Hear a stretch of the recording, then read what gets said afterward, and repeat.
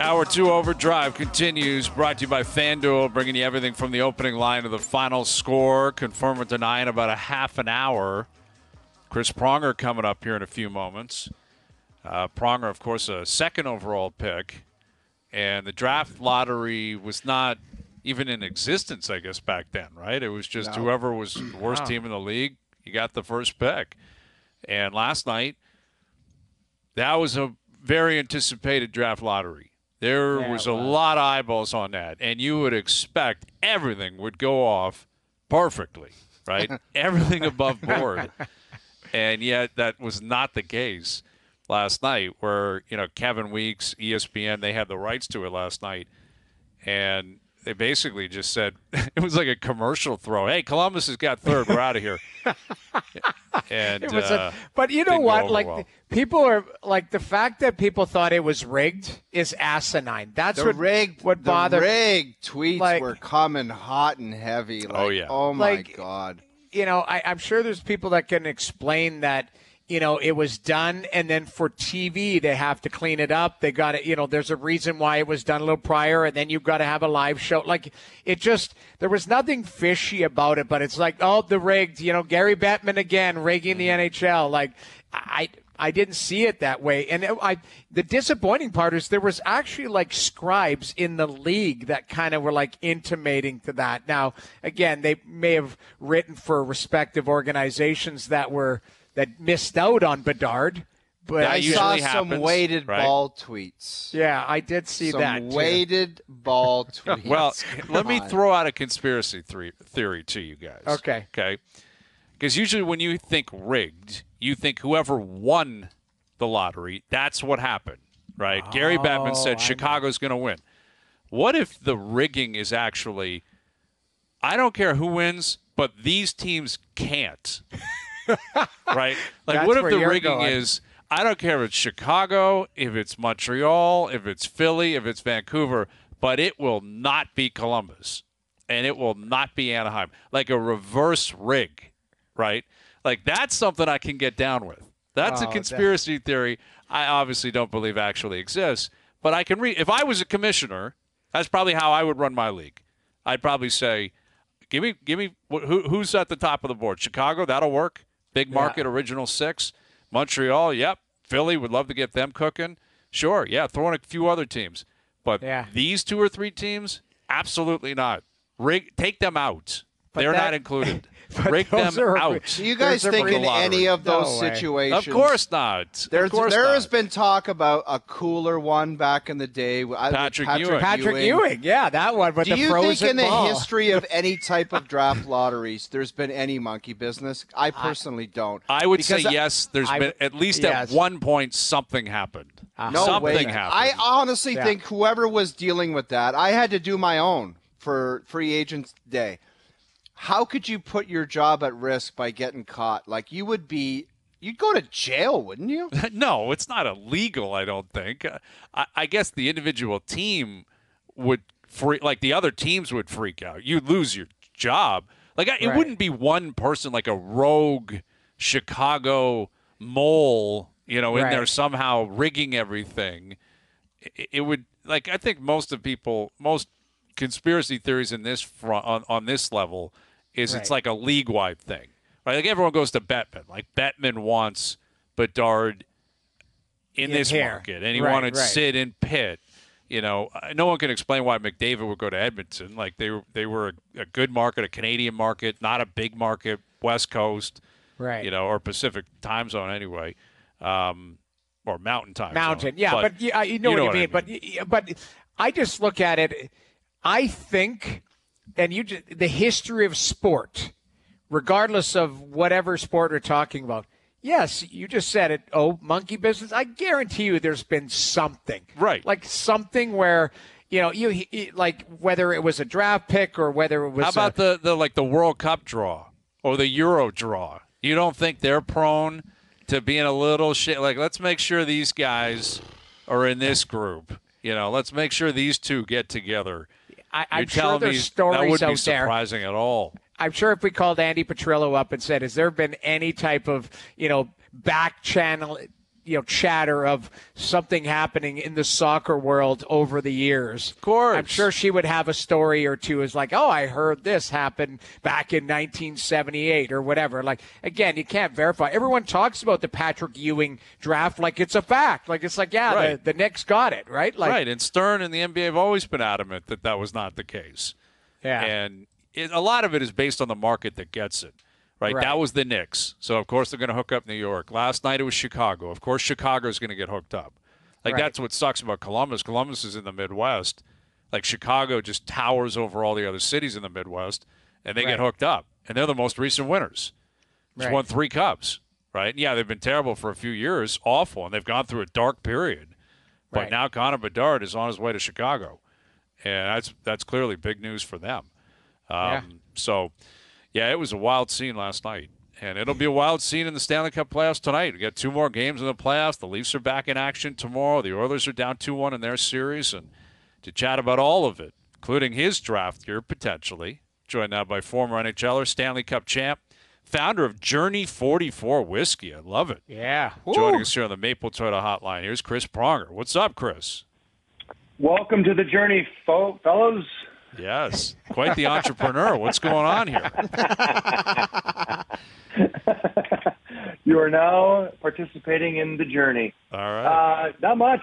Is there a big Leafs game coming up? What's going on? Yeah, tomorrow night. Yeah, they're down 0-3. I'm sure you've heard something about that. Yeah, sure. Yeah, I haven't done any media about that today. Well, Chris, what would you say to the guys? Would you walk in with a bottle of your new whiskey and say, guys, we need to do a shot and just relax and play? Like, what's your pregame speech to the guys down 3 Cobb? You know what? I was actually having a conversation about our experience in Philadelphia when we beat Boston down 3-0, and I don't know if I could say Toronto's in the same situation we were in. We lost game 1 in overtime. We lost game 2 in a tight 2-1 checking affair. We lost game 3 with an empty net goal. We lost 4-1. But at no point did I feel like we were being outplayed. We were being outworked. We were being, from a physical play standpoint, they just seemed to get all the breaks and all the bounces. So for us, it was just a matter of sticking to it and kind of trying to, you try to manufacture and make your own breaks and bounces and try to stay positive. But, we came in the room after that third game being down 3-0, and you wouldn't know it. We were still upbeat, positive. We felt like we should have won, and we just felt like at some point it's going to turn, the momentum's going to swing, and it just took that next game to kind of Simon Gagne scored in overtime, and that kind of boosted our morale even more and kind of gave us that momentum and that push that really kind of got us going for that next game in Boston where we won 4-0. Prongs, we had Justin Williams on, and he talked about the importance of, if you are going to mount a comeback, like, you can't have one weak link. If there's somebody saying in that locker room, these guys are nuts, there's no chance, like, that guy can cost you a hockey game, can he? Oh, 100%. If somebody went home after game 3 and thought, man, should I order those new clubs? Expedia. Should I go on that? Should I book that trip now? And should I, you start looking at all the negatives and all the negative connotations of what people might think. If everybody in that locker room is not thinking about how we're going to win game 4 and get to a game 5, then 100%. At some point, somebody's going to cost you the game. Chris, no doubt. We were talking about it in the last hour, and obviously life has changed and social media has changed since even when you played and when all of us played. But when you hear guys saying you're trying to block out the noise, you're trying to just keep it in the room, stay focused, are guys able to do that now? Are there certain guys that you played with or know of that are able to just kind of block it out and play, or it's just more about managing kind of the noise nowadays? I think everybody is able to do that on their own if they're really willing to do it. I never read the note. You read the notes and you read the media clips. I never read the Philly clips. I always wanted to see what was going on around the league. I never knew what our media was saying. I never knew what whether good or bad. I was the same around them all the time. I answered the questions. I gave them quotes. I talked about the game. Very personable. I didn't want to harbor a grudge against anybody if they were ripping me. and I didn't want to kiss up to another guy if he was being nice to me. I just wanted to treat everybody the same and be fair to everybody and give them the opportunity to ask their questions. And some were not pleasant.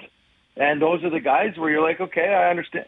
Somebody, the media director or somebody might come up to you and say, hey, so-and-so ripped you yesterday. I'm like, so bring him over here. Oh, he didn't show up today. Well, right away, those are the media guys that are scared and weak. And the guys that will stand up and ask you the same questions to your face, you have more respect for, and you have more appreciation for them, and you're willing to just have a conversation. You're like, why do you think I sucked? And actually, sometimes you might say, you know what, you're right, I did suck. So you're able to have that good banter with them and able to then block out the noise, as you say, not really listen to what the fans are saying, what the media is saying and all that, and just focus on the game. And that's kind of the Billy Chappell from For Love of the Game. Clear the mechanism, get rid of the distractions, get rid of the noise, and just play the game. It's interesting you say the PR guy would come up and tell you that. Like, would he come up and say, hey, this guy really pumped your tires, Chris? Like, why don't you go say hi to him? No, I would. Like, does that go the I other would way? Only ask him. I would only ask him because I had one rule with the media. I said, don't ever misquote me. If you ever misquote me, I'm never talking to you again. You're dead to me. Don't even bother. Don't waste your time. There's a one strike rule when it comes to misquoting somebody. I will give you all the time in the day. I'll answer every single question you got. But the moment you misquote me, I'm out of here. I'm not talking to you. And and to their credit, especially in Philly where you hear the media can be painful, they were great to me. I told them all up front, here's my rule. I got one. Otherwise, go ahead, carve me, shred me, promote me, do whatever you want to do, but just don't misquote me. And they were fantastic to me in that regard. And I would just tell them, like, if somebody's really going after me, let me know, and I'll just go talk to him. Be like, and almost subtly nestle up against him and go, hey, how's it going? Any questions today? But Prongs, did you ever go up to a guy and say, you know what, you carved me last night and I deserved it? Did you ever have that combo? I had a good enough relationship with a number of the guys in Philly where if I wasn't good or if I didn't hold up my end of the bargain, I got ripped all the time. And, you're not going to play 82 perfect games, and you're not going to have, let's say you play 20 playoff games. You're not going to play 20 perfect playoff games. And you're going to make your fair share of mistakes. It's a game of mistakes, as you know. But I would 100% either say, yeah, you're bang on, or I'd be like, you're absolutely wrong. You have no idea what happened on that play. And I'd walk them through the sequence and say, here's what happened, bang, bang, bang, bang. It may not change their mind, but at least you say, listen, here's the sequence of events as I saw them. And after that, it's over. Like, you're already on to the next quote. You're on to the next story. It really doesn't matter. It's a soundbite for one day, and then it's gone. Chris, in looking at these playoffs, what's been kind of your overarching thought of them? Like, we've talked about it at length on the show. It's kind of just been crazy. The storylines, what you expect of teams, the upsets, some of the teams that you figured would go deeper into the playoffs aren't available. Like, what has kind of caught your eye throughout these playoffs and maybe some reasoning for it? Well, I think you look at the trade deadline, how many teams pushed all their chips in and made huge moves in trying to solidify their rosters, add depth, get the flavor of the week. You saw a number of teams. And as we all know, only one's going to win. I think you look at teams that are hot, goalies that are hot, teams that are playing a tight-knit, defensive-oriented game, and teams that feel like have a little bit of destiny. Comeback kids like the Panthers keep coming back game after game after game. Bob's standing on his head now. They're getting timely goal scoring up and down their lineup. It's not just one line. They're getting it from all kinds of guys. You see teams like that. You see the way they're able to kind of roll with the punches and the momentum swings and the up and down with the emotions, especially throughout the course of a playoff series. Those are the teams that you like in these high-stress times where, as we just talked about, players can lose focus and players can be weak-minded if they're not ready for what's at stake. We're chatting with Chris Pronger. The playoffs still get nasty. It still gets a little bit tough out there. How would you compare the nastiness level of the playoffs in 2023 to 20 years ago? Seriously? Yeah. How different is it? For a young, let's say you're 18, you're watching the playoffs, and you have no idea what it used to be. I mean, what would you tell that completely person? different. It's completely different. And that's, to a certain degree, probably to the bad, and to a certain degree to the good. The game is a lot faster. The game still has a little bit of an edge to it, but there's a lot of stuff that happened 20 years ago that, I mean, you're probably getting a couple of guys suspended a night in today's world, right? So it just, but also the skill level wasn't the same, up and down the lineup. Maybe on the higher end guys, yes, but certainly not on, the third and fourth line depth guys, 5, 6, 7 D-man, 8 D-man. You're looking at a different, and maybe, as you look at it, that might be a detriment to some teams in how they construct their rosters and who they bring in, and the types of players that they have. Are they regular season versus playoffs? Are they the gritty competitor, no quit type, or are they guys that are going to be weak-minded? That's also roster construction and putting together a team to win a Stanley Cup versus a team to merely make it into the playoffs. Yeah, well, there are two distinct ways teams that can be built. And there's also teams, by the way, that did not make the playoffs that I guarantee you that GM thought he built the team to win in the playoffs. Yeah. It's so hard to get in. Well, that's it, right? Like it's a difficult. Like I can understand why GMs are conflicted, possibly on that, because if you don't get in, you're gone. So building. LA was an example of that a couple years. Like when they won their 2 cups, it's like they grinded to get in. They barely got in. But once they got in, couldn't beat them. Right. Yeah. Well, I even think people thought of, if the Calgary Flames kind of squeaked in, maybe they'd be a team that would be a little tougher to play against in the playoffs than regular season based on the style that they play. You're right. Like, when you build your team, is it regular season good? Is it, playoff good, or both, a combination? And we're seeing some teams that maybe, that Seattle team continues. Like, nobody talks about. They had 100 points this year, right, and they're in really good shape right now against Dallas. What about Boston, though? Is Boston a regular season team now? Like, is that how you would define them? Prongs, how would you answer that? Like what we just saw out of Boston. Like, that looked like a team that should be ready for a cup run, but they're out in the first round. Well, clearly, but I think if you look at their team, maybe they made too many changes at the deadline. I don't know. Maybe as you look at it, they had 2 goalies that had phenomenal seasons that were untested and unproven in the playoffs. They had a few changes to their core. They had some injuries. They had virtually no adversity during the course of the regular season. And sometimes when you're untested as it relates to that adversity, and it's great when you're punching people in the face, but when you're getting punched in the face, can you take it and understand what's happening and still keep your composure and your wits about you and figure out how to deal with it, and then advance and move on and continue playing the game. And to me, they looked a little out of sorts when they lost a few games. They looked a little rattled, and they didn't change. They made some lineup changes. They, whether the goalie was hurt or not hurt, they were rotating the goalie all season. I mean, there's so many different question marks and so many things that you can question them about now, but in the moment, if they do it and it works, you're like, oh, he's a genius. But when they don't work, you question everything they do, and that's the beauty of sports and the nature of sports, and why it's people get so passionate about their teams and about winning, and also why this is the hardest trophy in pro sports to win. It is incredibly difficult not only to get into the playoffs, but then to go 2 months and finally lift the silver chalice. Yes, it's almost like lifting a bottle of the Journey. Miraculous. Yes. Yes, it is. Journey 44. Yes. Shout out. Yes. Before we get to the Journey 44, I had one more question for you, Prongs. And you talk about special players. You obviously were Hall of Famer, special player in the playoffs. The adaptation between the regular season and the playoffs, not just 20 years ago, but now what we see, contested ice, fighting through it.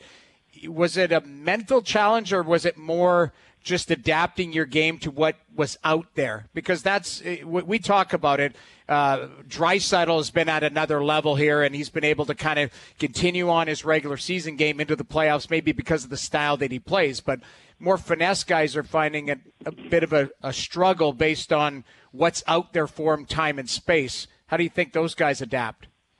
Yeah, no, a bigger body like Draisaitl who can skate and move and uses his body well to control, roll off of defenders that are trying to pin him or hit him. He's almost inviting that so that he can then roll off and take the puck to the net. The smaller skilled guys who maybe shy away from some of the physical play can struggle at this time of year. And it's a learning process and trying to understand how to survive in the regular season and how to excel in the playoffs. And a lot of it is just compete and willingness to push through. I can tell you for a fact, like the year we lost to Chicago and Philly, the puck got dumped into the corner. Patrick Kane was in front of me going to get the puck. He could have easily failed. Instead, he took the hit. And, just if you're on the Chicago bench and you watch me steamroll him, and he's willing to take it to make the play, and I run him over, you're on the bench going, he wants to win. That guy's willing. He wants this game so bad. He wants to win the cup. When you're playing with guys like that who typically would not invite that type of hit or be engaged in that physicality during the course of a game, I'm not saying you're doing that every single night, and I'm not saying he's out there running around, but he's competing and engaged in a physical manner for loose pucks in the corners in front of the net. At times it's a war of attrition out there, and you've got to be engaged, and you've got to compete, shift in, shift out, in puck battles, in front of the net, loose puck. You never know when that momentum change is going to happen. You never know when that big goal or goal for or against is going to happen. So each shift is incredibly important, and that's the hard part for some people to grasp in the playoffs, is that each shift does matter. Whether you're the first line all-star, the fourth line penalty killer, the fifth line guy, black ace that gets into a game, every single shift matters, and teams that embrace that and kind of bring the group together and have that single-minded belief and that willingness that it's all for one, and we're gonna do whatever we can take to win, and guys are blocking shots in the face and doing all that kind of stuff. Those are the teams that galvanize and come together the quickest, and then go on and ultimately find success. With Chris Pronger, so we're still about a month and a half away from someone winning the Stanley Cup. But if they fill that cup up with Journey 44 whiskey, what kind of party should they be expecting, Prongs? What are we talking about here? Oh, they're in for a smooth finish, that's for sure. Okay. Hey, smooth with a little bit of spice. That's how we like it. I tried it. Yeah, Noodles had it. It's very smooth. It's got a little bite to it, a little spice to it, but we're excited.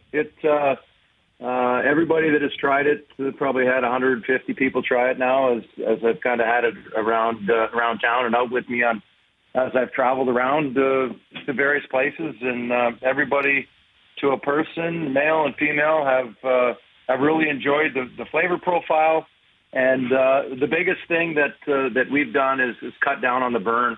You don't get that burn as it goes down your throat, and everybody seemed to love it. So it's exciting. Awesome. Hopefully we'll get it into the LCBO here in the coming weeks or months. We're having some scheduling issues with them, but we're going to launch in some bars and restaurants throughout the GTA in the next month or so. Beauty. Awesome. There it is. Journey 44 whiskey coming out in Ontario soon. He is Chris Pronger. Always great catching up with you. We appreciate you finding time for us. We'll do it again down the road. You bet. Thanks, guys. Thanks for having me. Take care. There he is, Chris Pronger, joining us here on the Maple Toyota Hotline. Build your next dream Toyota at Maple Toyota. And check out Maple Toyota's pre-owned inventory. Arriving daily. It's time to Toyota. Visit mapletoyota.com. All right. It actually is very, I'm not a brown liquor guy. I haven't. It's been over 20 years that I've switched to vodka. Oh, is that right? Yeah. There's a date. There's an incident, but it is what it is. But the point being is I actually like he caught me off guard with it. Went for dinner with him. He's like, try this out. I'm doing this thing. It actually is good. Like I'm not one of those guys who goes and sips whiskey or anything like that. You see, didn't like crawl over the table and start fighting him once you took a sip of it. No, that's the thing. Like that was back in the day. You go out in Alberta to Esmeralda's on a Tuesday night, and you're drinking Silk Tassel. You fight your way out of the bar. That's what happens. Or you jump on Strutty's back and he gets you out of the bar. That's what happens. But nowadays, like that actually is an impressive whiskey. Awesome. Well, shout out to We'll have Pronger. to try it out. Yeah. He's an entrepreneur, right? Yeah, exactly. He's a man on a warpath here with the Journey 44 whiskey. So we appreciate him joining us. And we got Confirm or Deny still to come. We got Steve Phillips coming up. Jay's in Philly, playing the Phillies tonight. Alec Manoah back in the mound. Vladdy back in the lineup, hitting second tonight. So we'll catch up with Steve, get his take on that and more still to come. Overdrive continues. TSN 1050 and on TSN 4. I can neither confirm or deny that this is in fact a segment. Boston trades Andrew Raycroft to Toronto in exchange for the rights to Tuukka Rask. It's been my honor and a privilege to serve as the general manager of the Toronto Maple Leafs Hockey Club. It's time for Confirm or Deny. Do you regret giving all those gentlemen the no trades or no movement clauses? I can neither confirm or deny that. I can't confirm or deny. All right, Confirm or Deny brought to you by Don Valley North Lexus. Right now, lease the 2023 IS300 all-wheel drive F-Sports Series 1 from just $298 biweekly for 24 months. Visit DonValleyNorthLexus.com for all of the details. All right, we know how this works. Statements are made. We go around the table. We confirm or we deny. Very simple stuff. Yep. We can confirm because Sheldon Keefe confirmed earlier today. Joseph Wall is going to start Game 4 tomorrow night. Let's start with this one. Confirm or deny. Joseph Wall will be a full-time Maple Leaf next season. Confirm. For me. Go ahead, Noodles. Quick one. Yeah, I believe. Like this guy, they've drafted, they developed him. He ran into a little bit of injury issues. That's why it may have taken a little bit longer for him to arrive. He's a talented goaltender. Made the AHL All-Star game this year. Yes, the Marlies are a good team, so that helped him out. But, I think that's the natural progression. This is, Edmonton went and signed Jack Campbell, but they drafted and developed Stuart Skinner. So, I would look at next year, maybe it's Samsonov and Wool. Maybe it's, you've got Matt Murray there on one more year, but that'll have to be dealt with. But, Wool's in a situation where he's come up, and I know it's not a lot of games. I believe it's 11 or 13. I have to look quickly, but he's earned the right to have a pathway for him to make the NHL next year. So I'm confirming that. We'll see how this unfolds, but I think he's a good young goaltender. I'm going to confirm it as well. I think he'll be in the Stuart Skinner, or my guy Jeff Skinner, where he's got a veteran solid backup, or not a backup, in front of him, and he's going to play a little more than a backup would. Like that young emerging guy that you don't want to give the keys to the car quite yet. The only problem is I don't want Matt Murray to be the guy ahead of him playing the majority of the games, and that is a problem. Yeah, that's the elephant in the room is Matt Murray's got one more year left on the deal at, I believe, more cash. It's real money. It's real money. So it's not like you can flip him to Arizona and say, here's your cap hit. He's only making $800,000. I think he's making like $8 million or something cash. So I'll give you Al's brother flipped me this the other day. Yeah. Can you say that again, please? Noodles, bring the heat. Okay. So he said he's due $8 million in actual cash next year, all salary, because Ottawa's paying $2 million, Toronto $6 million. Wow. So he's actually due like a bulk of, like a big chunk grabbing of money. your chest. Yeah, that's a deep breath. Listen, and a good chest on grab. Matt Murray. Like, hey, listen, that's him. Ottawa Make signed the deal, and the Leafs took it on. The Leafs took it on. But if Matt Murray, calls up Dubas and goes, "No, I'll be there. I'll see you in September." Okay, I don't see how you flip him. Maybe, but you can't trade like more assets to get rid of him. That would be so embarrassing that if they had to give up more than like Ottawa had to give up to get rid of him, which I don't think would happen. Like if they had another Marlowe scenario where it's like Right. take our first and Matt Murray, I'd pass out. You absolutely can't do it. And the whole the buyout options, do you put them in the mine? I don't know what you they got to do. Listen. Let's deal with that. You deal with it later, but it applies to this question though, Noodles. It does, because if Murray is here, I don't know if Wall can be an everyday guy, because you can't trust Murray. One other thing to add in, guys. Wall will need waivers next year. So this is that Garrett Sparks all over again. Or Jerry Sparks. You're right. Or Matt Murray ends up being a guy that has to be dealt with. Like again, I think that's more likely. I love the way you guys said kicking this down the road. We'll be kicking it down to Friday if they get beat out. If they get beat tomorrow, exactly. I'm going to confirm it though because of that. Like if he's got to go on waivers and they built him up. And listen, they're putting him ahead of Murray tomorrow night. That says something about next year, too. Right. Like, Ty will go to Joseph Wall over Matt Murray. It has to. Now, where Samsonov comes into play is undetermined as well. Like, he'll need a contract. Do they bring him back? Do they? I'm not sure where that's going to stand. Well, he's an RFA, so, he needs to be qualified and all that. Yep. Yeah, like they control what they're going to do there, but so did Washington, and they let him walk. Right. So we'll see. But I think I'll confirm it because I think Wall has certainly passed Murray. Question is, what else do they do there? Because I don't think it's a foregone conclusion Samsonov returns. I don't think that's like a lock. We'll see. All right, confirm or deny, the Seattle Kraken can win the Stanley Cup. I'm going to confirm it. I'm going to confirm that they can win the Stanley Cup. Wow. And the main reason, you can talk about their up-tempo pace and their skill and their big decor, Jerry Grubauer has come to play. And that was not there for them last year. They had terrible goaltending. And Gruby, my guy, has stood up and said, I am still the guy. Frederick Grubauer is the guy. Yeah. He's been good, Fred Grubauer. Dude, if they steamroll Dallas again tonight, watch out, man. They're in the conference final. Yeah, that's right. Here's why I'm going to say confirm is this playoffs, like everything you think, just go against everything you think. Expect the unexpected. Expect it, because I would have said 2 weeks ago, like I thought that Colorado was going to sweep them. Maybe they get a game here and there, and it just didn't happen. And all of a sudden, they showed up against Dallas, and Dallas looked good in one game, and Seattle said, doesn't matter. Like, we're going to continue. Like, they play with a purpose. Their D are big and mean. They're physical. They're fast. They have sneaky skill, and the goaltenders held up. I'm going to confirm because I think this is anybody's cup here, and you can go and get it. I know there's other players that obviously that are top end on Edmonton and Toronto and, you name it, Florida.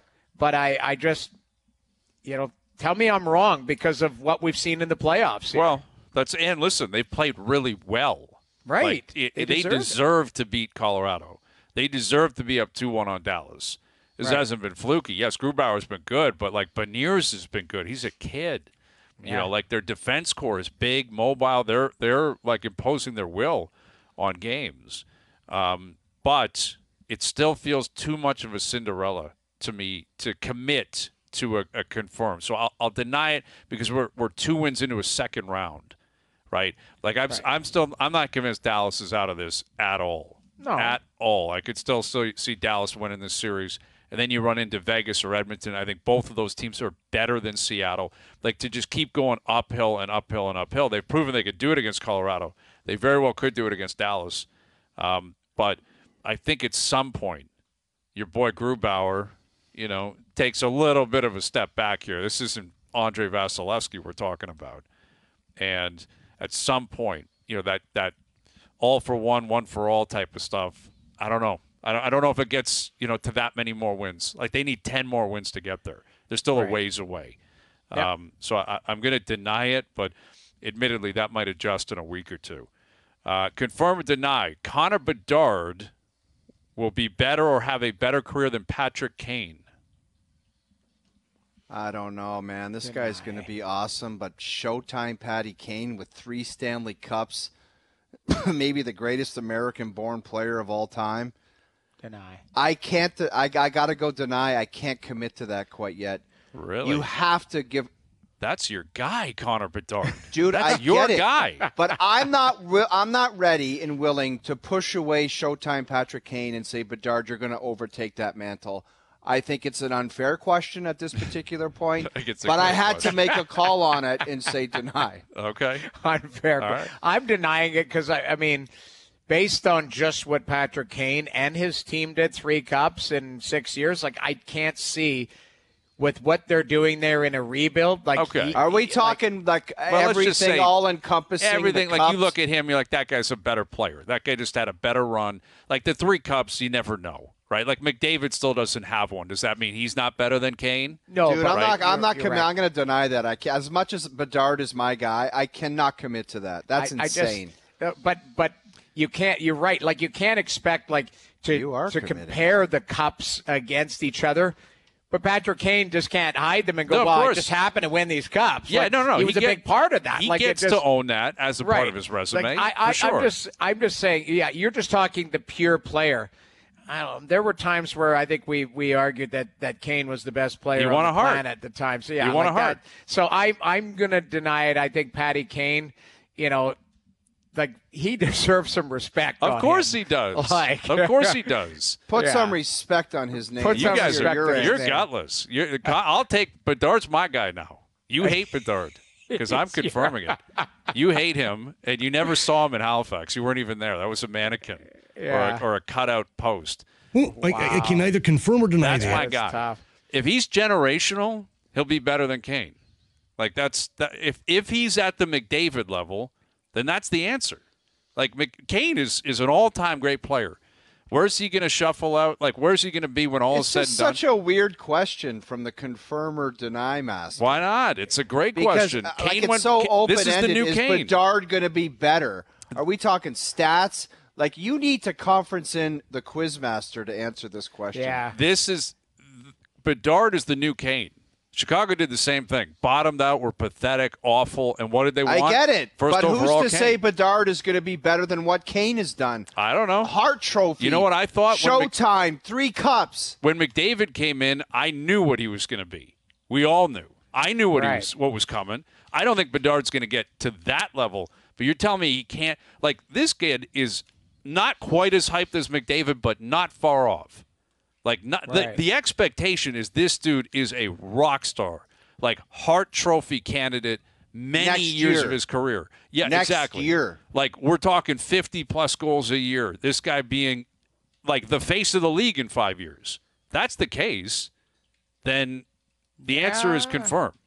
Like, if he's face of the league in 5 years, then that's – as Kane was amazing. Kane is amazing. I'm not taking that away from him. But if this guy is generational, then the answer's already been discovered. I think you're jumping the gun. Well, that's why he's my guy. I've always loved Bedard. Yeah, it's your guy. Like, I struggle with the labels. Like, he's generational. Like, I'm like, okay, based on it's what? Tough like, to well, say he had that more before. points in the World Juniors. Look what he did at the Juniors. Look what he did. Yeah, but the guy's been putting up massive numbers. Like, he really, get it. and now Even Patrick Kane did as well. You're right. Like, I want to see how they play at the NHL level, because there are guys at lower leagues that just chew the leagues apart, and then eventually when you start to play against your peers at the NHL level, like, there is a resettling. There is a reset. I can't make that call. And I've seen the body of work of Patrick Kane, so I'm with Patrick Kane. You guys are look at you I'm guys. Gutless. I'll go with the Canadian. I'll go. You guys go with the American player. I'll go with the Canadian. Okay. Confirm or deny. Connor Bedard. Here we go. Connor Bedard finishes top 5 for the Hart Trophy within the first 3 years of his career. Top 5. I think he'll be in the top 5 in voting for the Hart next year. Okay. That's absolutely a 0% chance. You know how bad that team is? They have no chance of making the playoffs next year. 0% chance. 500. Done.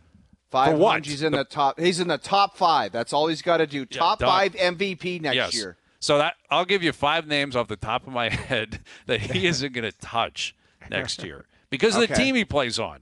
Look at now you got me turning on my guy. No. You got me turning on my guy. Yeah, I think there's a better chance Patrick Kane's in the top 5 if he goes to a winning team. You're dead wrong with that. Did you watch him play in the playoffs? Yeah, because he'll be in the playoffs. Chicago, do you know how awful Chicago is? They are pathetic. Well, they better get it together pathetic. and they better pivot quickly because you got 3 years with this kid, and if he says this is a gong show, he'll say that's it. Sorry, out of here. Right. So you don't think they're going to improve and get some quality and talent? I think they have cap space and they will improve, but how much can they really improve? Well, first of all, you've got to get 2 wingers for this guy to play with, or a centerman and a winger, because you can't throw him out there with a couple of donkeys and say, do your thing. Right. Cannot do it. Cannot do it. Well, okay. I mean, yeah, right now there's a lot of work to be done in Chicago. A lot. And they tried. That wasn't even a dignified tank. It was Buffalo. It was what they did. And guess what happened? I'm telling you, Buffalo? They have to pivot, man. They have to pivot for next. They probably thought if we don't get Bedard, we're going to be even worse next year. Now you got to move away from that and say we got to put some people around this guy to enable success and make sure it's not another gong show. No question. I'm denying it. I'm not. Because I can think of 5 players that. Now it's probably, 3 years, right? You got maybe 3 years from now. Well, maybe, but no, I'm denying it. I still think it's going to take 3 years for him to push through and that team to turn it around. Yeah, I'm trying to think of when McDavid got in there. Like by the third he had an year, injury. Wasn't he have an injury his first or second year? Yeah, but they're going to have to spend some money, and they got Buddy Robinson on their second line right now. Like they're going to have to really dig in. And I think that's the surround issue. Is like, can they turn this around that quickly? Right. It won't be this year. Year 2, can they improve a little bit? Year 3 is what I'm looking at. Can he be a rock star year 3 and push them into the playoffs? I'll confirm it. Wow. I'll confirm. Well, but that would be the story, right? Like, here he is. He actually is the guy they said he was. Took him a couple of years, but now they put some pieces around him, and he's the guy dragging Chicago back into the playoffs. Like, that's a narrative that gets you a lot of attention. Yeah. So I'll go with it. All right, we'll save a couple for Confirm or Deny After Dark. We got a Matt Chapman Confirm or Deny After Dark, a LeBron James Confirm or Deny After Dark. Still got Steve Phillips coming up in about 20 minutes. We've got Mark Mathot coming up as well a little bit later this afternoon. 2 games in the Stanley Cup playoffs. Jays are down in Philly. OverDrive continues. TSN 1050 and on the TSN app.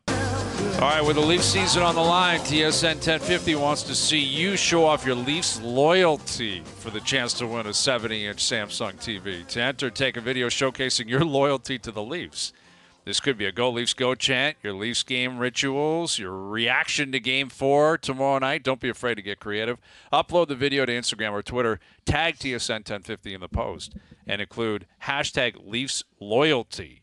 Our favorite loyal Leaf fan will win a 70-inch Samsung Crystal 4K Smart TV. For full details, head to tsn1050.ca.